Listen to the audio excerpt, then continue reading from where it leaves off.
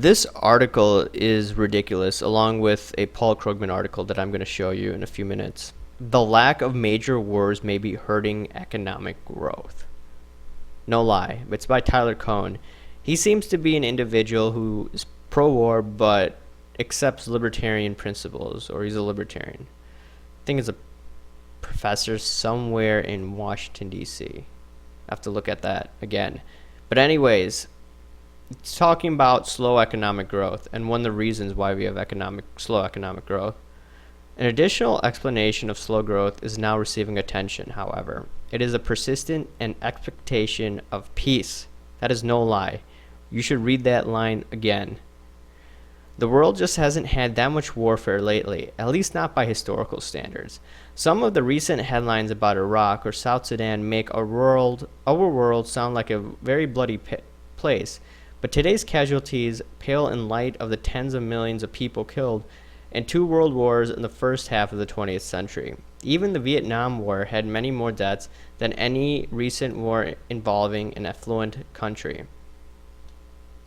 Counterintuitive though it may sound, the greater peacefulness of the world may make the attainment of higher rates of economic growth less urgent and thus less likely. This view does not claim that fighting wars improves economies, as of course the actual conflict brings death and destruction. Okay, there you go. He actually makes a good point here. The claim is also distinct from the Keynesian argument that preparing for war lifts government spending and puts people to work. Rather, the possibility of war focuses the attention of governments getting on some basic decisions right, whether investing in science or simply liberalizing the economy. Some focus ends up improving a nation's long-run prospects.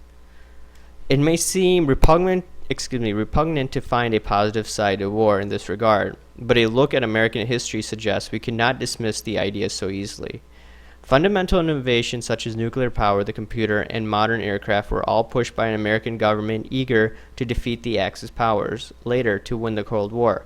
The internet initially was designed to help this country withstand a nuclear exchange, and Silicon Valley had its origins with military contracting, not today's entrepreneurial social startups.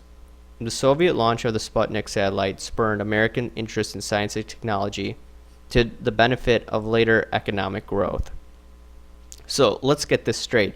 He's saying that because the government had enemies, we spent all this money on all this infrastructure that later ended up helping the economy.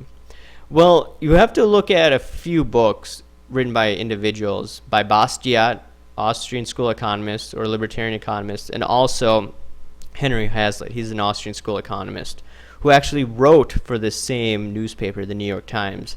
And they look at the broken window fallacy, which we need to examine. And now let's look at the lunatic arguments of Paul Krugman.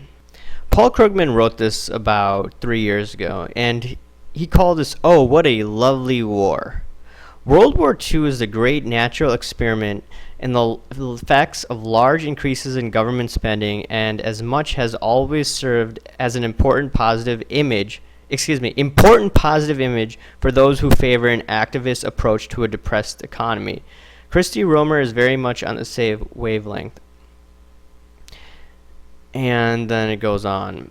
But World War II has something to tell us too. Because nearly 10 million people, men of prime working age, were drafted into the military, there was a huge skills gap between the jobs that needed to be done on the home front and remaining workforce. Yet businesses and workers found a way to get the job done. Factories simplified production methods, and housewives learned to rivet. Here's the lesson: is that demand is crucial and that jobs don't go unfilled for long. If jobs were widely available today, unemployed workers would quickly find a way to acquire needed skills or move to where the jobs were located. The jobs are located in North Dakota right now. And also Obama's policies are preventing economic growth from occurring, right? If you continue to have more rules and regulations, if you continue to have this healthcare bill that no one really understands is raising prices, guess what? Unemployment is going to be high. And sure, he's not at fault for all of these problems, but at the same time, you have to look at the fact that he's continued the same failed policies of the Bush administration. More big government. Okay, and then it goes on. Talks about World War II and the military draft and the building of the military state. But you have to look at this individual, Paul Krugman. He's the one saying that World War II was fantastic. What a lovely war. Look at that headline, right? I don't know if he made that headline or someone else made that headline. So if you look at that, you have to ask yourself, why would a person on the left champion war? Why would an individual say that, hey, you know what? If you have millions of people, not millions, but hundreds of thousands of people die on your end, and at the same time you had the government spend money, which ended up blowing up the rest of the world. And in fact, this was all subsidized by the Federal Reserve, right? And other central banks keeping interest rates below the market rate. That's what finances all these wars, especially in the modern era. So if you have all these guys on the left championing war, saying that, hey, government spending artificially stimulates the economy, but they're not looking at the fact that, number one, the United States was not blown to pieces, right?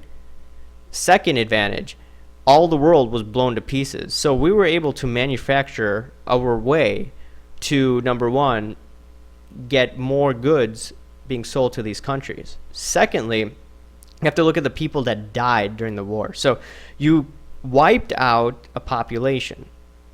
But this is what they don't talk about. So these arguments are all backwards. World War II did not get us out of the Depression. We could also look at that right now.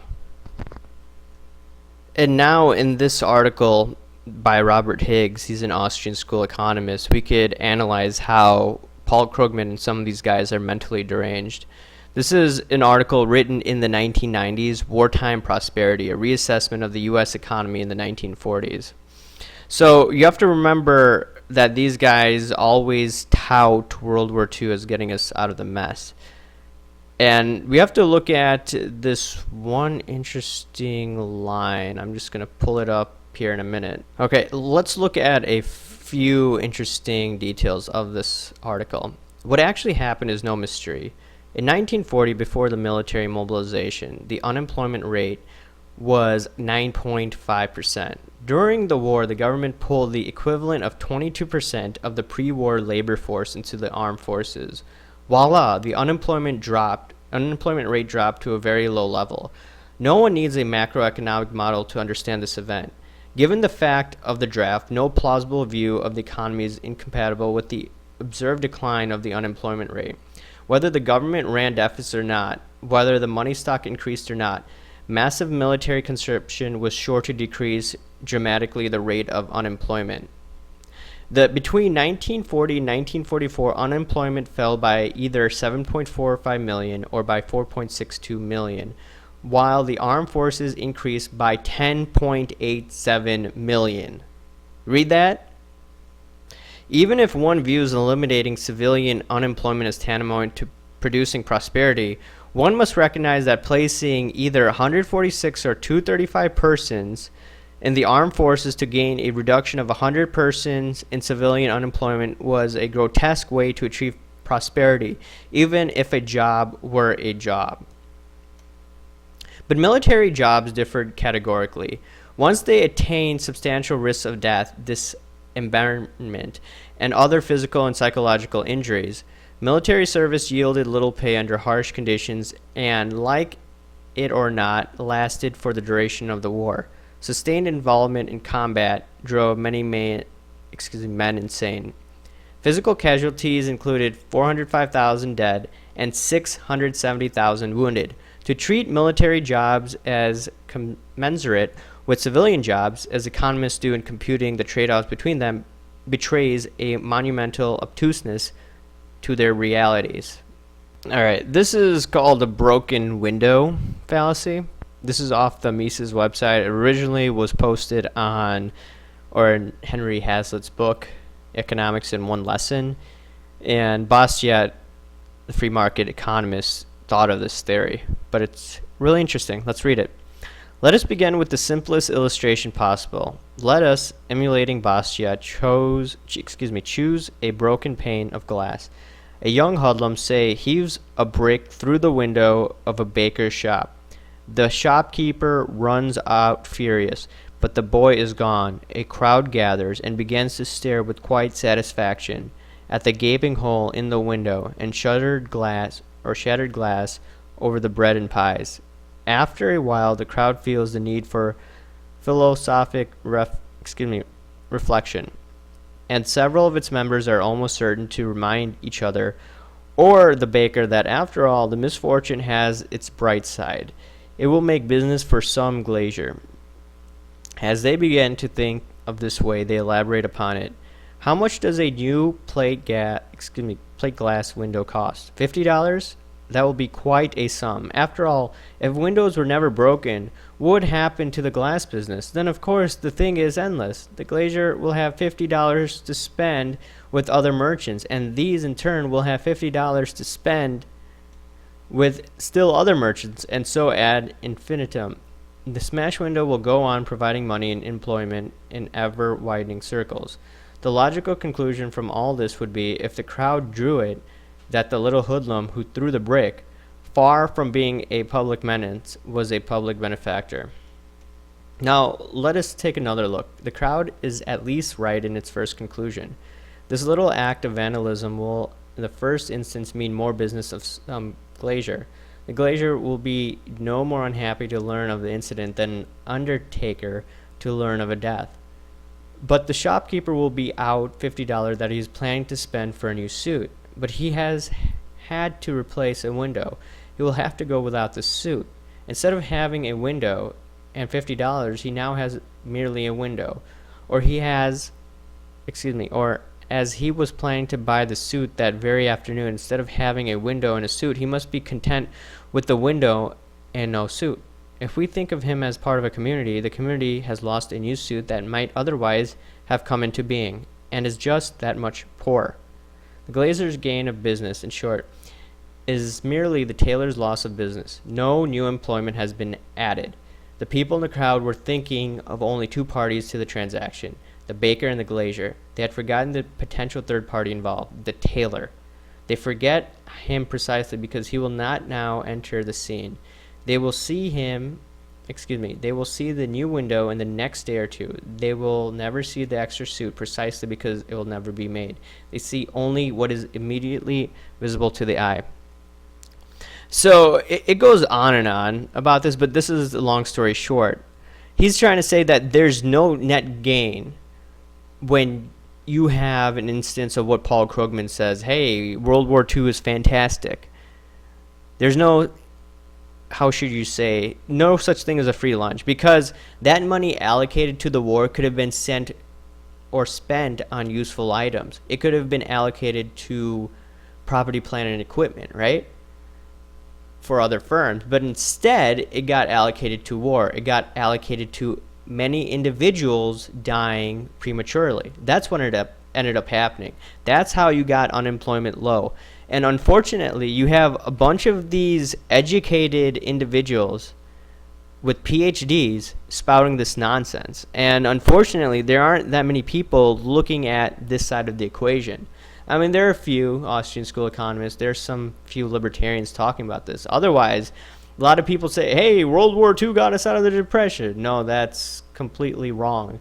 And if you want to look at what really got us out of the Depression, you have to, first of all, look into the work of Robert Higgs and a few other Austrian school economists. It's too long to get into right now. Maybe I could get on a guest like that, and we could have a discussion. But anyways, guys, thanks for listening to me. And in the next week, I'll probably come out with an interview. I was supposed to bring on Woody O'Brien, but because of scheduling conflicts and a few other aspects, we're going to probably push it to next Saturday. And yeah, awesome. I'll talk to you guys later. Bye.